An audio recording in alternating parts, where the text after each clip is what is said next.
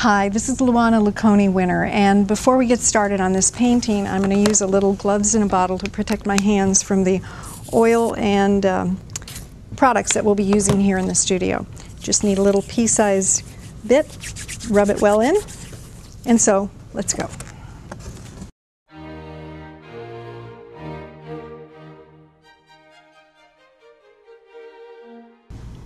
Hi, I'm Luana winner. I'm a portrait artist in Raleigh, North Carolina, and you may have seen some of my things on the web at winnerstudios.com. Today we're going to be doing a quick hand study. This is not going to be lengthy, but I do want to give you some basics about drawing hands. No different than painting anything else that you paint. You just have to break it down into smaller parts. Don't let the hand get too complicated, and don't let it get the best of you.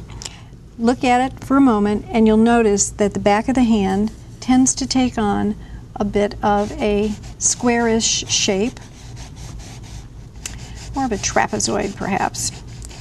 Each of the fingers becomes a series of a rectangle, and then the next section of fingers becomes more of a triangle. The thumb from my direction is dropping down next to this, and the wrist coming off of that in this direction. Now, let's break this down one more time. Think of this as more of a rectangle, maybe a lopsided rectangle, another triangle. Pretty simple in the beginning.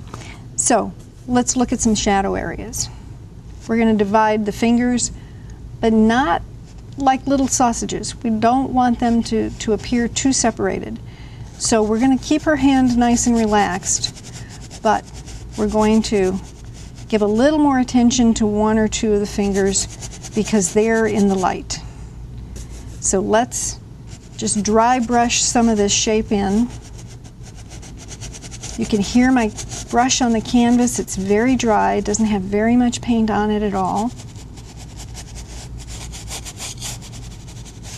All right, we're going to look at the shadow on this side of the arm, wrist, and hand.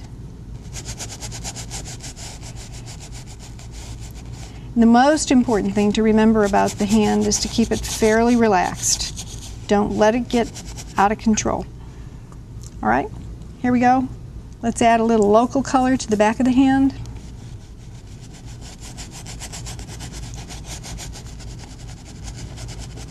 Notice that this knuckle is coming down a little further than the others.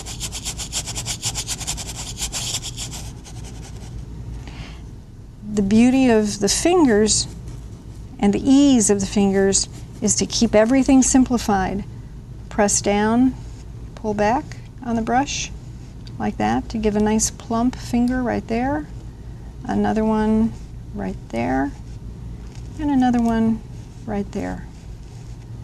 You can see how quickly this hand is coming together.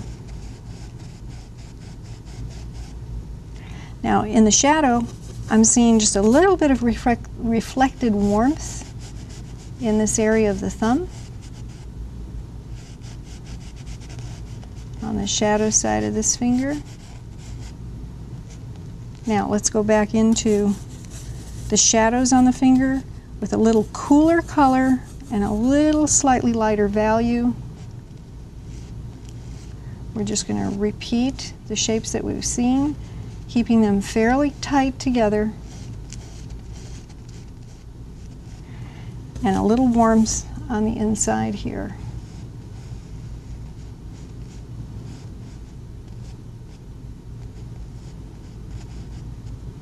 Usually hands are best off when you don't overwork them. This is a quick, free art lesson.